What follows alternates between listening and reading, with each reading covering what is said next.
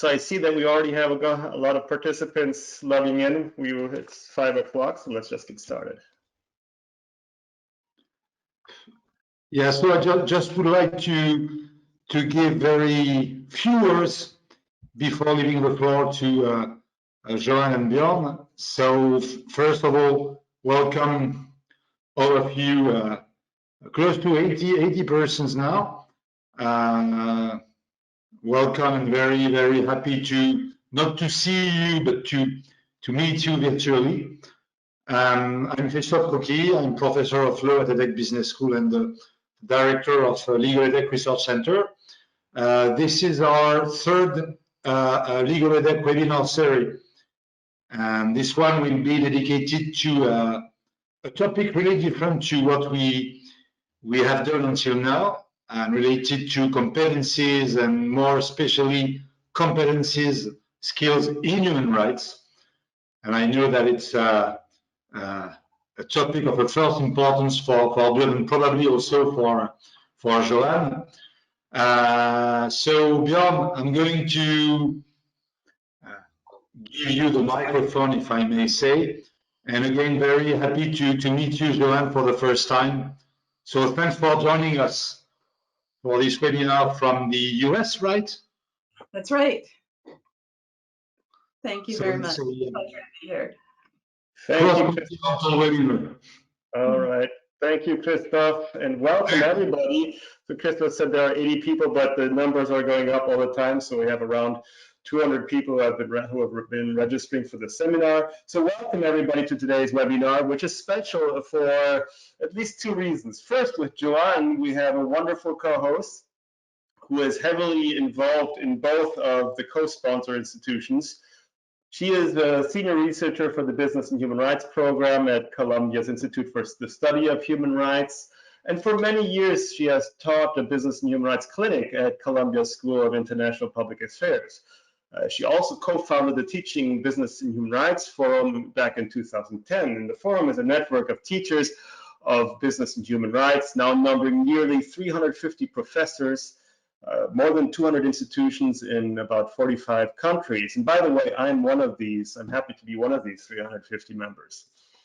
So the second reason why today's webinar is special is you. We have, to be honest with you, we have more participants than we initially thought we would have. In addition, we have quite a diverse audience. So I can see, I see here the participant list, and I can see that we have a few business and human rights specialists. So the usual suspects from academia, from NGOs and companies. So hello, good that you're here. Also hello to some of my students that I can see, and I also guess the Joanna's students, so hello. But what's more is that there are many people here that I suppose who are simply intrigued by the subject. So I'm very happy about that, because I always like to spread the news about business and human rights, and I hope that you're going to take benefit from this webinar today. For the next 30 minutes or so, Joanne and I will have a conversational discussion, and afterwards we'll invite everyone here to join in. First, you can post questions through our chat function. But don't you think that using chat is a little bit too convenient? So for the fearless people among you, you can also virtually raise your hand, and I should be able to see if you have raised your hand. And then there must be a hand button somewhere on your screen, and then I can switch on your microphone and you can actually ask your question orally. So just a small disclaimer here. It's the first time that either Joanne or I am using this particular webinar software, so I can't guarantee that everything is going to run perfectly smoothly. Finally, we're not using PowerPoint, we're not using polls or other webinar gimmicks that some of you might grow used to, as we believe that they would just deprive us of too much time that we could spend together. Instead, we posted a handout that is sort of a reference list of one or the other study that we might cite during our conversation. And you will also find our contacts in case you want to get into touch. Now to our opening question. An easy answer to why companies should hire people with human rights competencies is that they're legally obliged to. This is the case at least for large French companies that are subject to the French due diligence law. because I suppose that you can hardly map human rights risks and implement prevention and mitigation measures as required by the law without human rights competencies. But you know what? That is a boring answer. Let's do better than that. Joanne, can you explain to us if and why, beyond the scope of legal requirements, human rights competencies are essential for companies?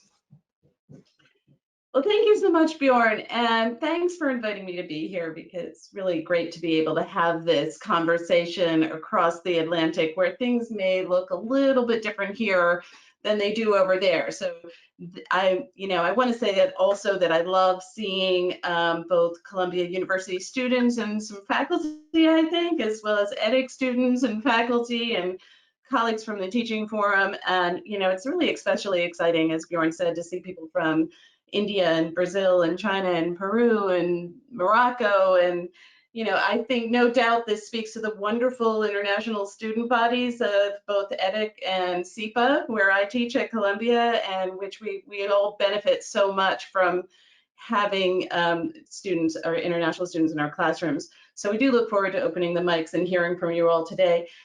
Bjorn, I'm going to start by answering the question of, do human rights competencies within a company matter, by addressing first what we mean by human rights. So let's get back to basics, if we can, on what they are and why they matter. And I think we might start with the idea of CSR, corporate social responsibility. So corporate social responsibility is a lovely term. It means exactly what we want it to mean, corporate social responsibility. But over the years, it has been ascribed a certain meaning, which is something different. So typically, CSR gets defined by business, right? It's a more of a top-down thing where business managers get to cherry pick the areas of social benefit that the company wants to address. So typically, CSR managers, in the company where the CSR managers exist, are struggling mightily to get the resources to make the business case that putting resources towards some social good is going, is necessary for the business. But that means that often the first CSR initiatives that get adopted by companies are programs that really can help their bottom line and improve their brand image all at the same time. And don't get me wrong, things like reducing packaging and reducing greenhouse gas emissions that bring about efficiencies are wonderful things. But the problem with an approach that lets business define corporate responsibility is that it's not really grounded in a set of principles about what it means to be a responsible business. So ultimately, CSR is whatever the company wants it to be, and often what it is most convenient. Now, some of you may dispute that meaning of CSR. It may have a different meaning within your company, but I'm referring to that action, and I think everybody on the webinar probably knows what I'm talking about. So the definitional ambiguity presents this problem not only for stakeholders seeking to hold companies accountable, but also for the businesses themselves. So a discretionary approach can leave companies open to considerable risk, whether it's lawsuits, protests, strong international criticism directed at companies that don't pay adequate attention to human rights. So let me give you an example. And Bjorn, I just want to correct you on one thing. I've actually, I did teach the clinic for 4 years, but I also teach a core business and human rights course at SEPA, and I've been teaching it since 2008. And I'm very, very proud that the field has changed enough that my students are now landing positions as human rights managers in companies. So one of my former students, I was speaking with him last week, is a senior manager with a major US company. And he told me this story that, and so his title is Senior Human Rights Manager. They have a dedicated human rights team. He told me this story that they have very small operations in a country where there are very serious human rights risks. These human rights risks are not within the parameters of the defined salient risks for that company. But the dedicated team that's responsible for the day-to-day responsibility of managing or accountability for the company's human rights risks recognized this, went in, did a risk assessment, identified the problems, identified a risk mitigation measure, and helped to implement that, and are monitoring it so that to this day, even though these risks are very, very, very serious, none of them have materialized. So now some people will say that the CSR, as I was defining it, still can work because companies can be pushed by social expectations. So it's what I like to call civil regulation. So we consumers, or sometimes even we, as you know, if you have the money to be a shareholder and move your money around, be part of the stock market, you can make these decisions. But the problem is that civil regulation often takes place haphazardly in ways that favor consumers with purchasing power at the expense of politically and economically marginalized members of society. So even in a reasonably well-functioning participatory democracy with strong civil rights tradition and the capacity to protest safely and so forth, citizen regulation can be really hard to achieve. Apathy or an indifference can lead to vocal minorities dominating the decision-making process, and others may find that they just don't have the time or means to participate. And that means that too often the inequities in society are replicated in this notion of civil regulation. And then too often companies are pushed to respond to, let's say, in environmentalism, a particular form of environmentalism, maybe reflecting middle-class interests, but not necessarily the most vulnerable. And we're seeing the same problem in so-called ESG investing, environmental, social, and governance investing. In some ways, it's worse because the S, where you think of where the human rights falling, it can just get buried if you're doing some E and some G, but not the S. And to complicate matters, most business and human rights practitioners would say that you're going to find S throughout ESG, that it's all relevant, it's all related. You'd be hard pressed to find an environmental issue that doesn't have effects on human health and human dignity and right to life. So, and human rights is risk management is also not, and this is something else that's come into vogue, shared value. So about 10 years ago, Mark Kramer and Michael Porter came out with this big Harvard Business Review article in Harvard Business Review about shared value. And this is a great idea in the sense that it starts to direct our attention to the role of business in society and how businesses can consider their what they give to society as serving a function in society. But this also is very limited in that it misses the point of looking systematically across the company's operations to mitigate, prevent, and redress harms. So we have what human rights gives us is this framework for managing environmental social risks. It's outlined in the UN Guiding Principles on Business and Human Rights, which I'm sure we're going to talk a little bit more about. So this helps companies, this framework helps companies to build a coherent environmental problem, response to environmental and social problems. I just want to also say that we also see, because I teach in the School of International and Public Affairs, and I get a lot of students doing fantastic work who are specializing in development. And we even can see perhaps the lack of training in our development specialization on human rights, and there are consequences. So while our students are looking in the development field, are looking to improve the capabilities of people, they sometimes will say it's a win if we get 90% there, if we get 90% there in terms of reducing maternal to child HIV transfers. The human rights question asks, what happens to that last 10%? Because they are human beings and they matter too. And so it misses that question of the starting point. It misses the question of the most vulnerable. And you're going to get it on this webinar. You've got it on every other webinar since probably you've logged into since March. COVID-19, right?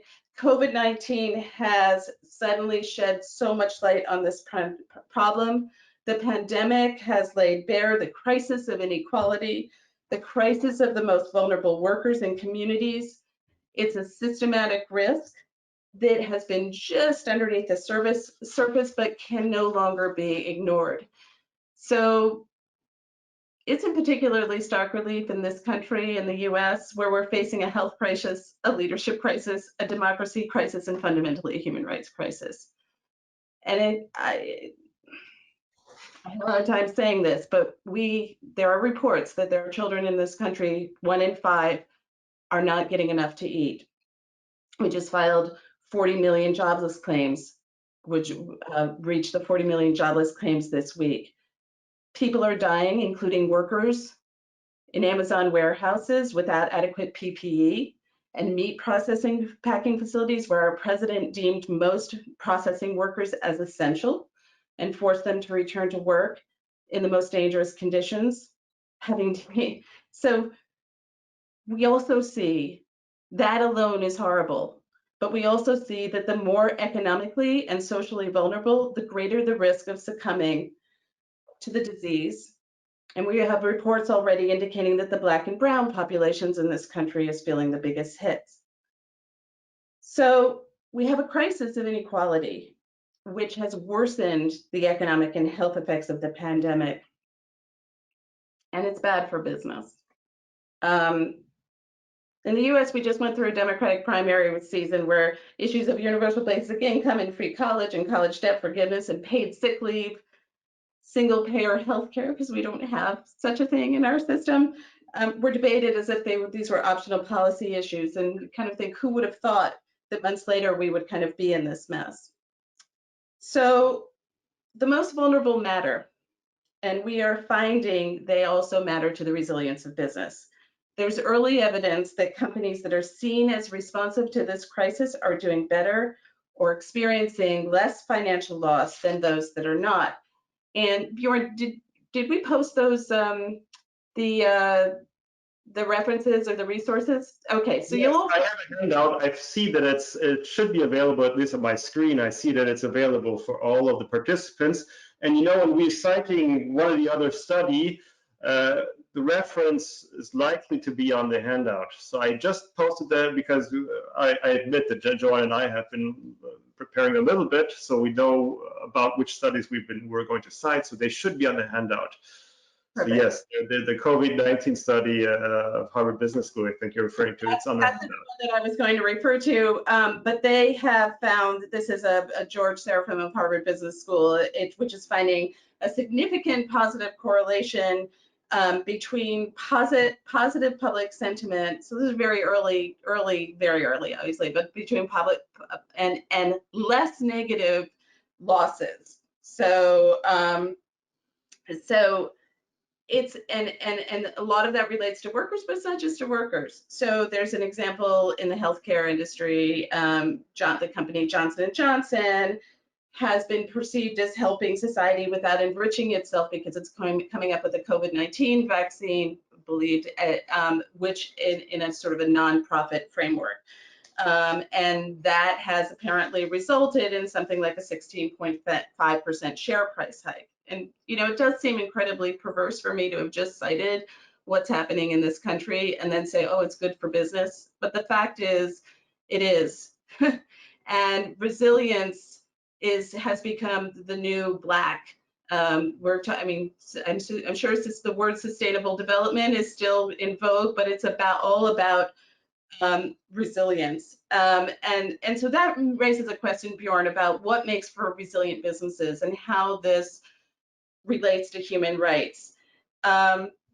What happens when human rights is left out of the equation, when human rights analysis is missing? So Björn, I think we should get into the questions of the implications of human rights for the operations of the company. What does human rights risk management entail, and how does it in fact differ from social enterprise risk management? Yeah, so thanks, Joanne, for this for distinguishing between indeed human rights and CSR and ESG, and also reminding us of the relevance of the COVID crisis. Well, first of all, let us be clear that managing human rights risk is not just corporate risk management with human rights as an extra box to tick. You know, when carrying out human rights due diligence, and that is a term for all those who are not specialists of the matter, the United Nations, they have issued guiding principles on business and human rights, and put forward basically that companies fulfill their respect of human rights by conducting human rights due diligence, which is a sort of a risk management, but as I said, it's not the same thing, because when carrying out human rights due diligence, the company does not manage its own risk exposures. It focuses on risks to potential victims of human rights violations. So we're actually, like you said, Joanne, we're actually focusing on the vulnerable. Doing this, it prioritizes severe cases. So the shift of perspective really should not be underestimated. And I fear many companies, even the good pupils in the classroom, they still do underestimate this shift of perspective when we talk about human rights risk management. The shift of perspective impacts each and every step of the risk management process. You see, you collect different information, you undertake a different analysis, risk analysis, you implement different measures to address the risk, and so on.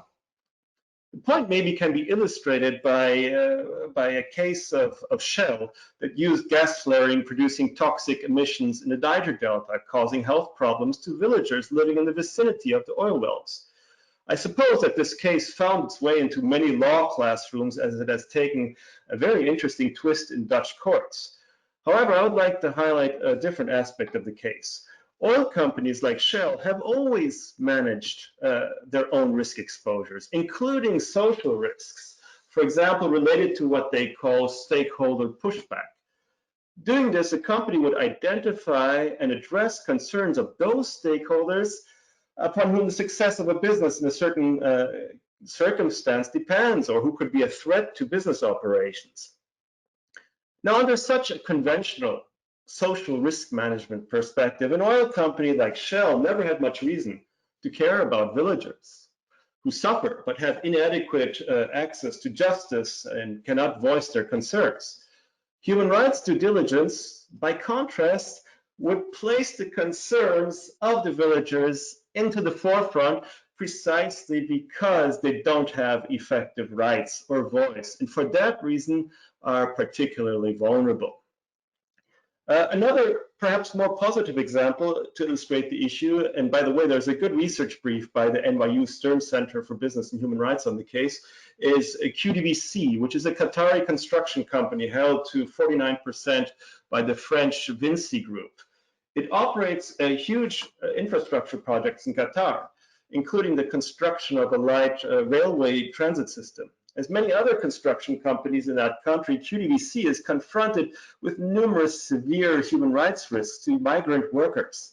On a side note, these risks have increased incredibly during the COVID-19 epidemic, a topic which would deserve a webinar of its own. But back to my example.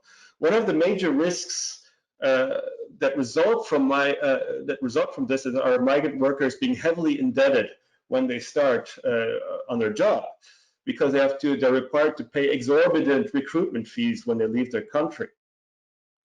Now, the QDVC, the company in my example, had sophisticated standards in place to address the issue, but it was only because it undertook profound inquiries into realities on the ground, where it found out that in fact 90% of the migrant workers had in fact paid recruitment fees to local agencies. And it discovered instances of internal corruption, questionable practices of partner agencies, and many other dysfunctions of the business model.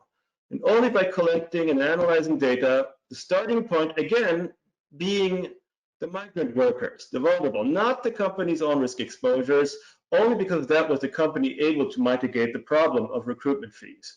To my information, there still remain difficulties with regard to subcontractors and migrant workers coming from there. So all is not well in Qatar, but I would like to now close the point by saying that human rights routines have a number of substantial effects on a company's management in general. First, a company establishes databases with information how a company's operations potentially impact other people's lives. This information is effectively integrated throughout the organization, and companies become able actually to identify and even anticipate patterns of how their operations and how certain types of business activities generate risks. And all this, I would say, leads to superior level of organizational knowledge and responsiveness and adaptability, ultimately resulting in what managerial literature sometimes refers to as organizational responsiveness. Then we have the key word that you mentioned, Joanne. Now, I have a little bit this uneasy feeling that there's an elephant in the room, you know, because shouldn't we be asking the question, why would such a restructuring of management and governance procedures, even if it generates, you know, organizational knowledge, responsiveness, and so on, be of interest to a company that essentially thinks of the infamous bottom line? Joanne, I'd like to get back to you, what you said about resilience and performance. In my view, analyzing correlations, well, this is my private view, and analyzing correlations between financial performance and effective human rights due diligence is one of those academic ivory tower exercises that are often vacuous because they're typically inconclusive.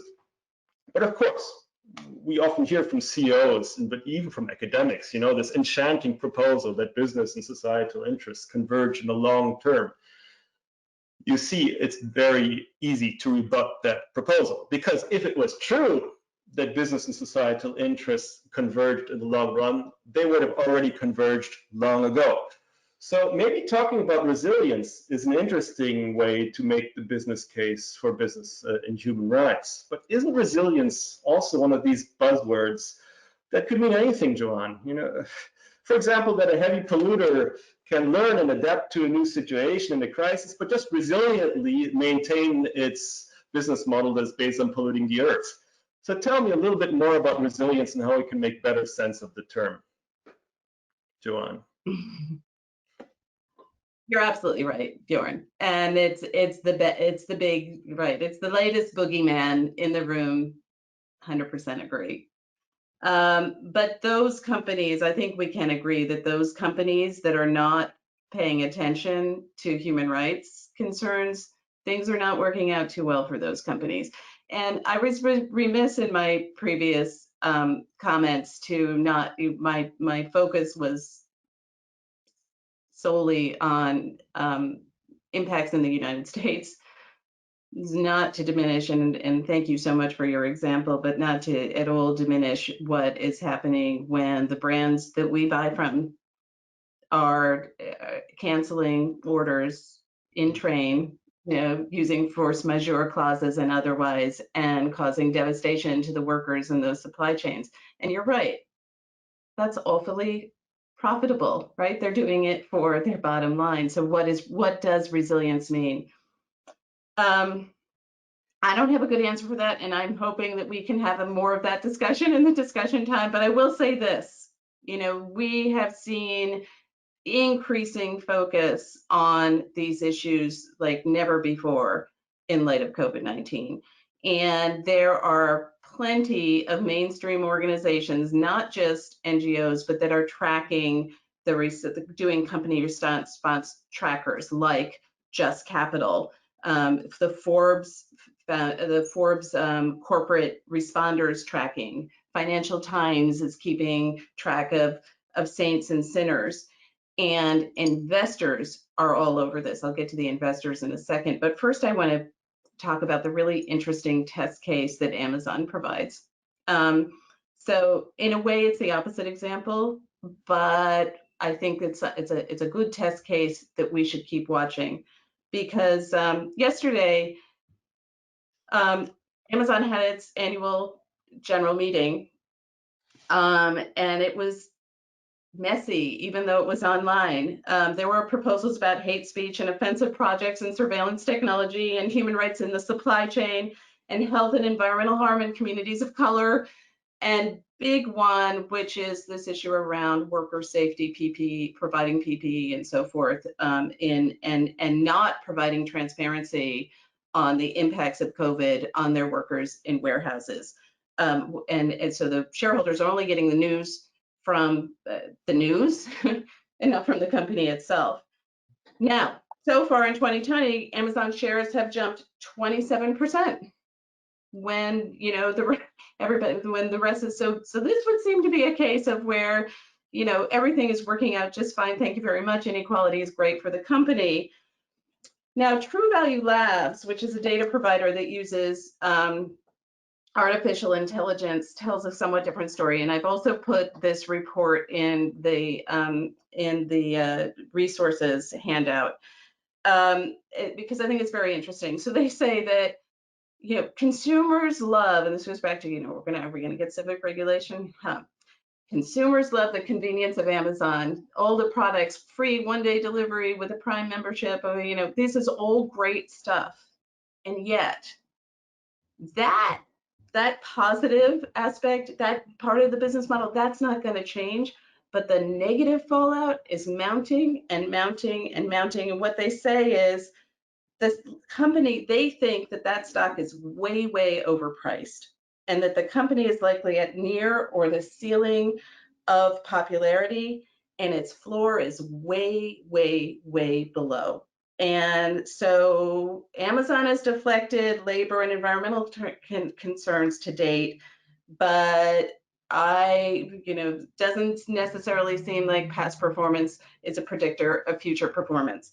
And so, so I think we really need to continue to think about what is this idea of what they call in finance social capital depreciation, what we call in business and human rights, gaining or losing your social license to operate. And so, how that connects to resilience, I think, is a really interesting question that we still, but ultimately, let's see how resilient Amazon is, or if it starts to really pay much closer attention to these very serious human rights issues that have been raised by shareholders and other stakeholders. So maybe, yeah, Joanne. Maybe I see that time is moving forward now. I'd also like to, we have now tried to say why it could be important, or at least we have brought into the room some proposals of why could it be important to hire people with human rights competencies, but we still haven't said what they may be. So I'd like to, but at the same time, I see that it's already, time is moving so quick.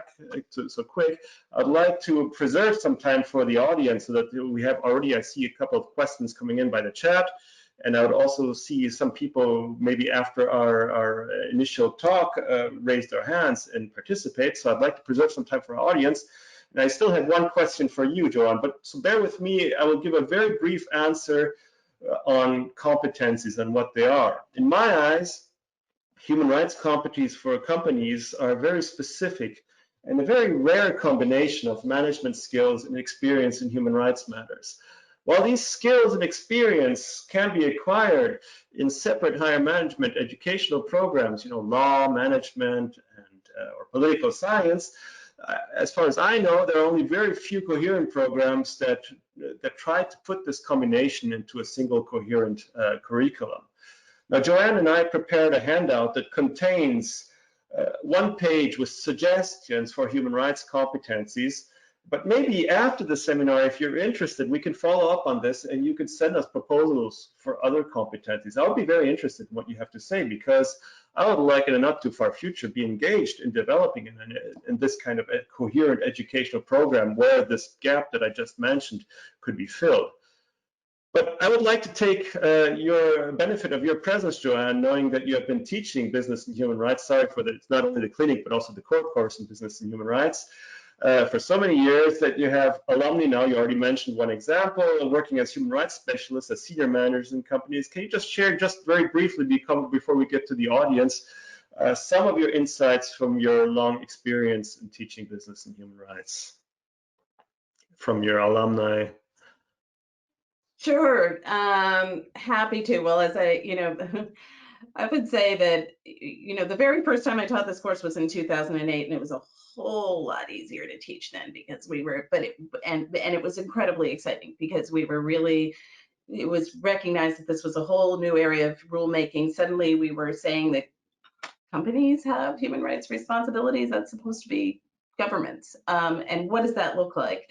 And it, and so just, despite not having as much material to work with, and this is, I think I taught 3 weeks after the UN Protect, Respect, Remedy framework was submitted to the UN Human Rights Council in 2008. There was quite a lot of, the course was exciting because the material was exciting, and students would come to me in the office and say, this is great. Now I think I know what I want to do. I'd love to get a job in this space. And my face would sink, and I would say, it's really, I'm sorry, but they're really, unfortunately, I got you excited about this field, but there really aren't that many jobs in this field. And most of the jobs were really corporate social responsibility jobs, and they were sort of rewards, some plum positions for rewards within the company. And that has changed so much. So just as the course has become much, much harder to teach because you have to whittle down and figure out where you're going to focus, because there's so much material and there's so many cases, and we've really looked at how we're applying business and human rights, so too are there positions increasingly to do human rights work. So some are the dedicated human rights positions, like the one of my student. This particular student in that case had both taken the human rights seminar and participated in a capstone project where I led that involved doing some stakeholder mapping and field work to interview stakeholders. It's just absolutely critical, that understanding and interviewing of and understanding who the stakeholders are, how you talk to them, how you listen to them, and how you integrate that voice into your report is absolutely a fundamental part of human rights competencies, and to do this work well. Because our focus should be always on rights holders. So some of the students, I'm happy to say, have been able to take positions in these dedicated human rights jobs where their day-to-day responsibility is for human rights. Obviously, not all students have been able to land that job or wanted to land those jobs, and they all didn't need to land jobs like that. And there are really great, but really having, knowing that students are coming out and they're working in companies, or maybe not in companies, maybe elsewhere, but they understand the language of human rights. They have a basic sense of it. They know they can stop and ask the question, wait a minute, shouldn't we be thinking about whether we have caused, contributed, or directly linked to that project? Maybe we should speak out to the human rights team. What about, well, we don't have a human rights team, but maybe we should. Maybe we should hire a consultant. Having people, because not everybody has to have that day-to-day responsibility, but having that understanding is really critical. And what I'm learning also is that, well, there's certain things that we business and human rights practitioners look for in the good companies and the leading companies. So we're really looking for that integration, the responsibility for human rights throughout the structure of the company and the business operations. We want to see board oversight. We want to see the escalation of issues, the involvement of senior management. We want to see better building of internal structures. We want to see training. But it's interesting to find out that if you have a dedicated human rights department, you don't always have to roll out, and this is what I've been hearing, these massive training programs. Sometimes it just becomes part of the conversation. And in this particular company, there is an annual review process of priorities. And increasingly, year in and year, that becomes a sort of internal dialogue about what matters in the company. And increasingly, year in and year out, these issues of human rights are rising to the fore in this company-wide dialogue. So there are different ways in which human rights can get integrated into the company, not just in the sense of the dedicated team. I think it'd be great now to open it up to our— Yes, we should, because the time is moving fast, and I already see people raising their hands. By the way, if you want to raise your hand, you have to switch on your microphone. So I can only switch on your microphone if you have switched it on. So I'm afraid that there are some people raising their hands that haven't their microphone switched on, and then I can't do much to listen to you. In the meantime, while you figure out how you can, I don't know how you can switch on your microphone. Sorry, bear with me with that. But in the meantime, we can answer some of the chat questions, because there are quite a few that have been asked. And one, I'll just start with one of the last questions that has been asked, that relates to the idea that of the difference between human rights. When does an employment issue become a human rights issue, or an environmental issue become a human rights issue? For example, one participant raises the question, is the huge layoff list generated by Amazon? You mentioned Amazon. Is it, let me see, there are so many questions coming in right now, it's difficult to. So is the huge layoff list generated by Amazon in the US, in spite of having sufficient funds to pay the employees, also a violation of human rights? So that is the question. So is this laying off many people despite having money to keep them employed during the COVID epidemic, is that a violation of human rights? Where do we draw the line?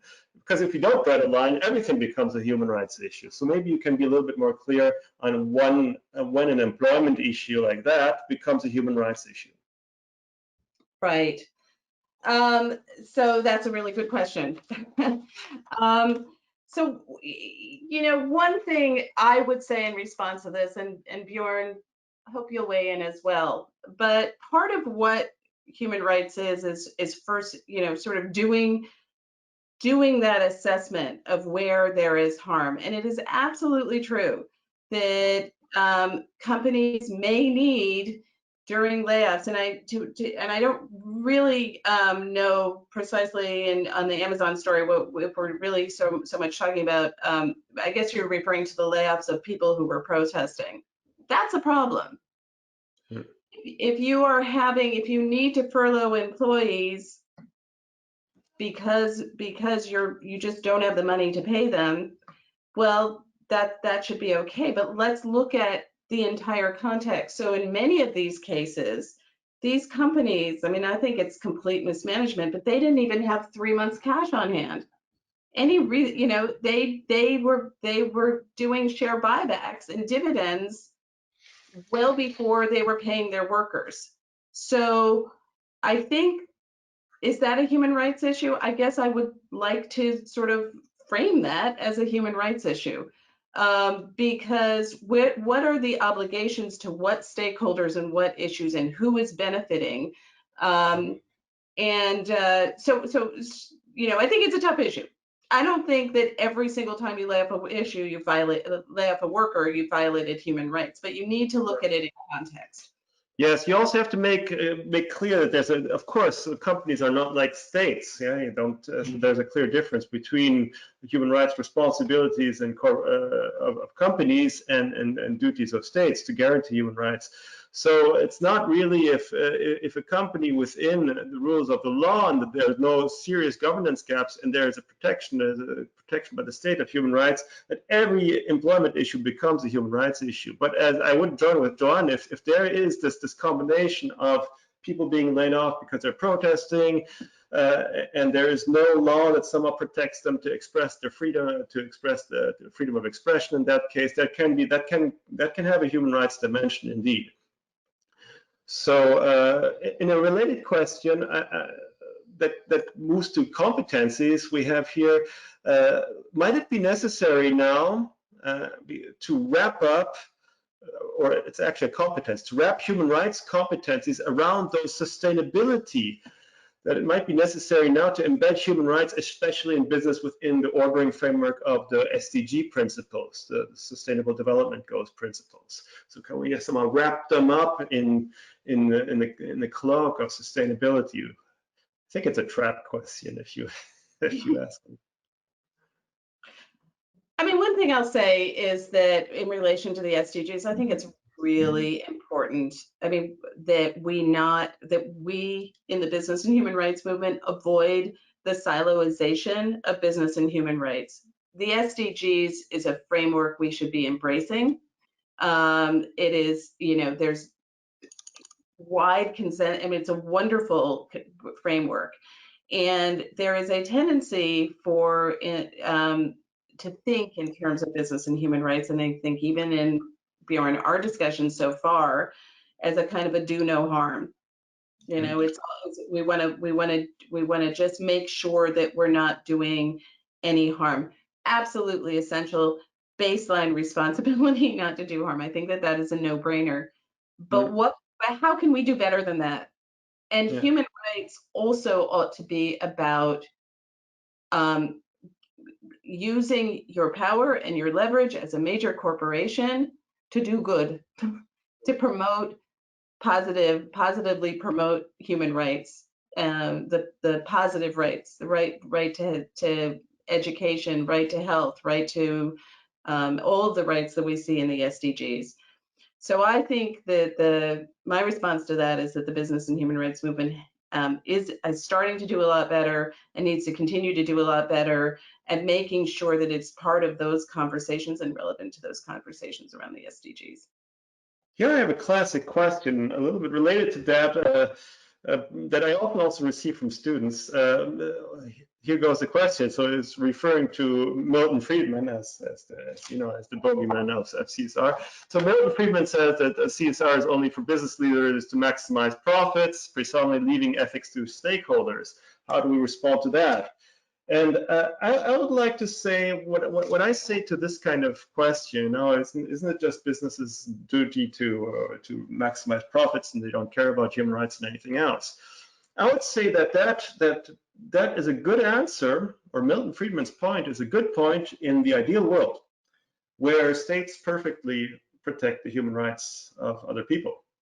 You see, if states do that, and if they have effective laws in place, then in fact, businesses only have to do what they do and make profits. I would even almost agree with Milton Friedman if we lived in a fantasy world where there are no governance gaps. But the world is not that way, and we have huge governance gaps where governments are not able or not willing to protect human rights, or where there's no effective government at all. And there the question surfaces, well, how should businesses in this situation stand to the matter? How should they, is it really acceptable that businesses just exploit a governance gap and build their business model on the fact that human rights violations are being perpetrated? And I think if we confront it, I know I can't speak for Milton Friedman anymore, but if we confronted him with the idea of severe governance gaps, maybe he would, I don't know if he would, or maybe he has talked about that, but I can't imagine that we can just let businesses go on in the face of huge governance gaps and exploit these. So as I said, Milton Friedman is perhaps possibly correct in the fantasy world, but not in ours. Would you want to add something to that? See why shouldn't businesses just concentrate on what they do, make profits, and leave human rights for everybody else, for government and civil society?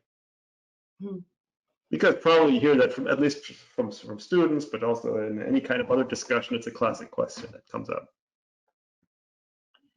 This is why I think this moment is so significant, because it's laid bare just how problematic that ideology is.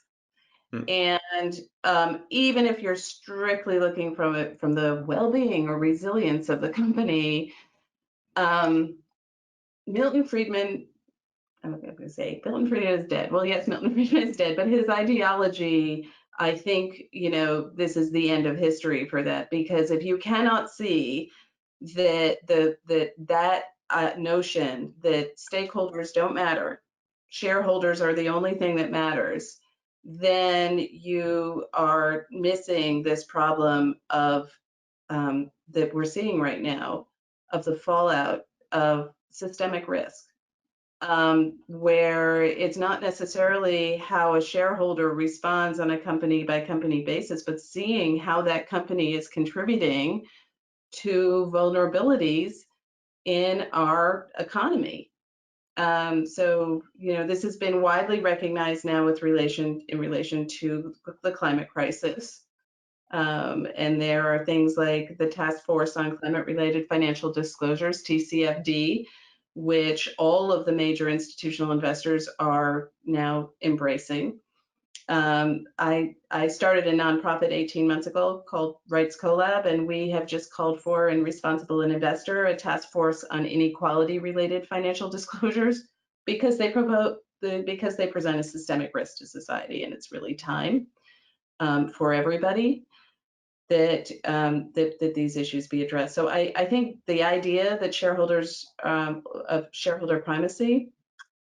I think shareholders now, by the way, and I mentioned this a little earlier, are now actually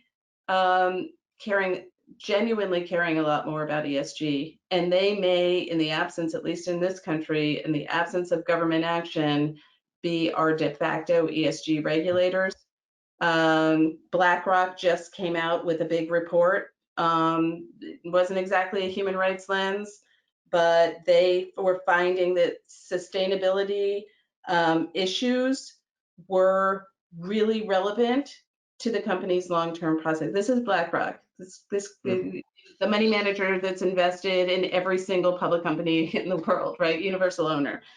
And they saw, this report says that the following three things they think are driving company outperformance, and it's not about, they're the shareholders, right? It's about job satisfaction of employees, the strength of customer relations, and the effectiveness of the company board in looking and doing risk mitigation overall.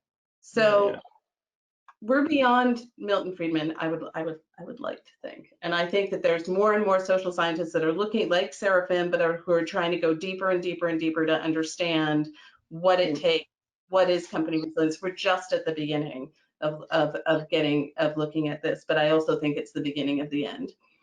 There are two interesting follow-up questions here. So one says here the argument a shift would benefit shareholders has existed for some time, and it hasn't, but it hasn't been enough for reshaping the business world. So there might be, so the question says there might be some kind of business case, but it's not enough to really make a significant change. What would it take to really transform CSR into a human rights framework beyond just a marketing or HR incentive? For example, even, let me see, for example, even with all the questioning, Amazon is doing very well and likely to continue doing for a while. So what needs to happen to really force the change? So what could transform CSR into a human rights framework? Maybe we could bounce back to resilience, or is that, I don't know. Do you want to try to do that? I mean, I have one answer. I mean, this is what we all scratch our heads over every day.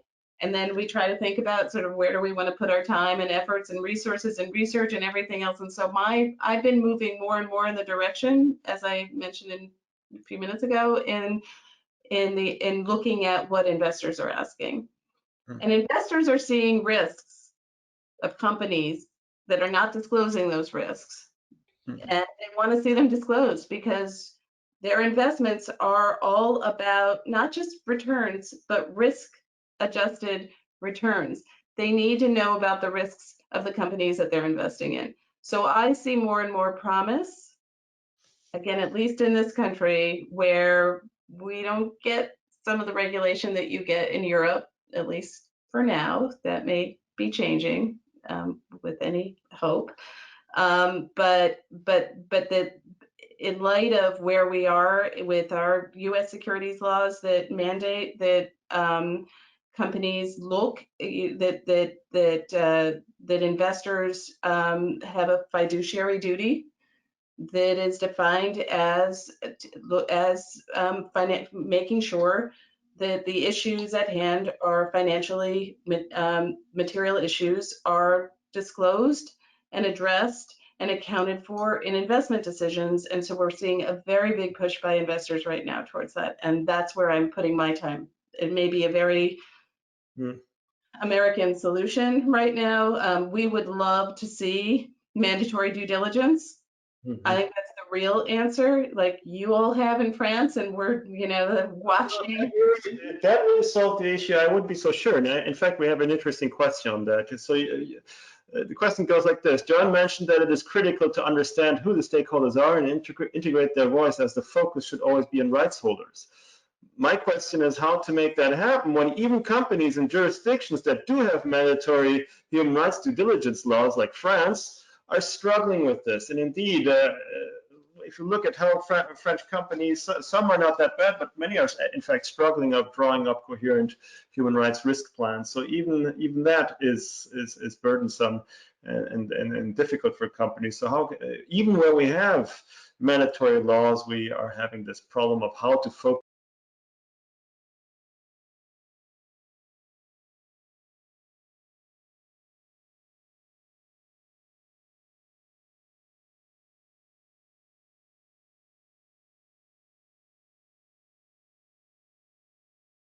I think we just got muted. I think you just have to unmute your mic. Do you see it? There you go, you're back. Yes. So the question is, how can we focus on rights holders even in countries where we have mandatory laws and companies are struggling to operate this focus? My response? Yeah, well, I can try, but you can. Well, I mean, I would just say that where we, we are moving forward mostly. And I don't want to sound too optimistic because I have my days where I wake up and I say, this is not working. Trying to prod and the little improvements is not working. We're seeing companies continue to be involved in human rights violations with impunity. And I've done a lot of work on looking at alternative corporate forms and alternative business models and saying, we have to scale that up because this thing isn't working. And the more we scale that up, in public companies only now have a lifetime of like, what is it, 17 years? It's gotten, the life expectancy of a public company has now gone down and down and down and down. So maybe if we scale up these alternative corporate forms, I'm looking at benefit corporations and platform cooperatives and perpetual purpose trusts and other things, we can, they will sort of be the guiding light that will lead the way into what a stakeholder capitalism has to look like.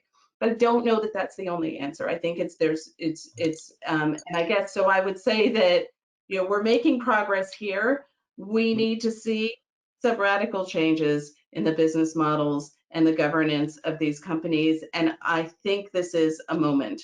So that's. Time is running out. I see here one participant who has been actually raising her hand for a long time, but we couldn't somehow unmute her microphone. She says, actually comments that first, not to overlook jobs in banks as social risk analysts and ESG researchers at investment firms. So that's a little bit what you've been saying. Many of my BHR students, so we actually have here a professor of, so it's Nina Garner who's making this comment, over the last few years have gone in this direction. I also wanted to highlight the Sustainable Investment Institute, which did an amazing report on Tyson's, which is a meat processing company. They cite all the UN standards for workers' rights, but never really look at the health and safety of the workers.